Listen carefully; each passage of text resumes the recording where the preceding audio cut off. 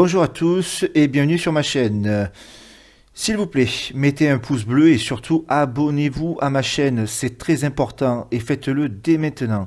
Parce qu'avec le Shadowban, c'est très difficile pour me retrouver si on n'est pas abonné, je vous remercie.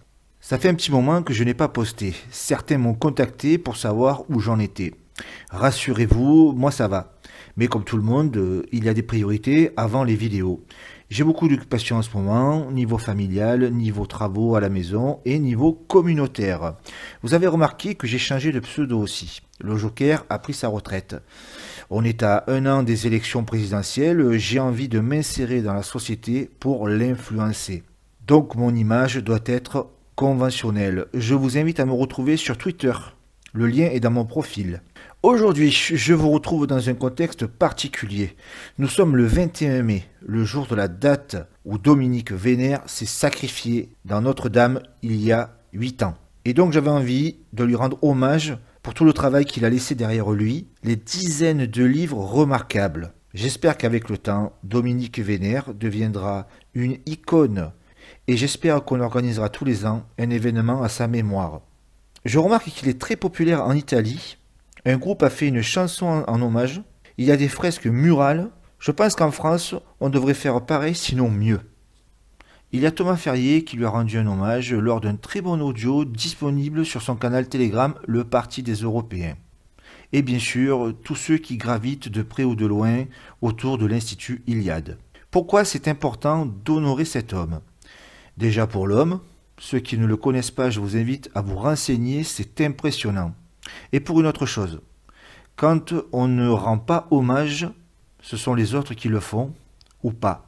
Donc ils l'honorent à leur façon, en racontant parfois des bêtises, pour le dénigrer ou changer le sens du message.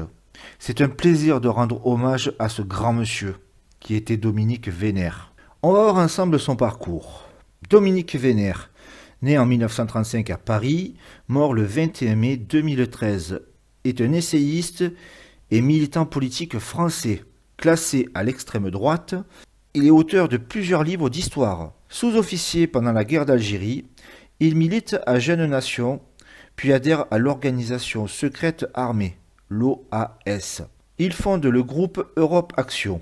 Il contribue à la fondation du groupement de recherche et d'études pour la civilisation européenne, le GRES. Le 21 mai 2013, dans la cathédrale de Notre-Dame de Paris, il se sacrifie par arme à feu, laissant 5 enfants. Ce geste a été mal perçu dans l'opinion publique. Les gens, ne sachant pas que Notre-Dame est un lieu de culte primitif, à l'époque, il y avait un temple païen gallo-romain dédié à Jupiter. Ce lieu est très touristique, et il a souvent évoqué dans ses livres des actions spectaculaires et symboliques pour ébranler les somnolences. Dans un discours, il avait dit « Je me donne la mort afin de réveiller les consciences assoupies. Je m'insurge contre la fatalité, contre les poisons de l'âme et les désirs individuels envahissants qui détruisent nos ancrages identitaires et notamment la famille, socle intime de notre civilisation multimillénaire. Alors je défends l'identité de tous les peuples chez eux.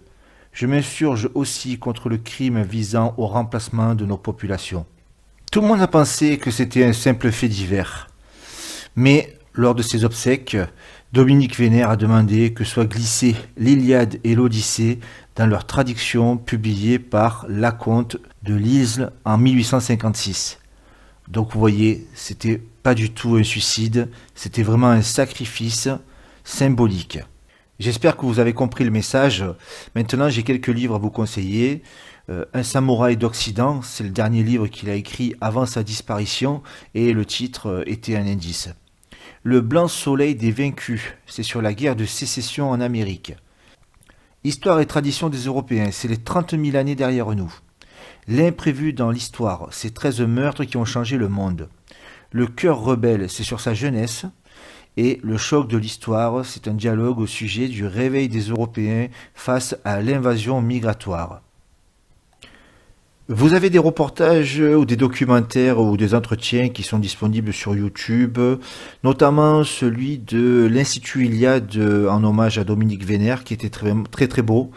Vous avez aussi une très bonne émission de Radio Méridien Zéro qui est disponible sur leur site radioméridienzéro.org.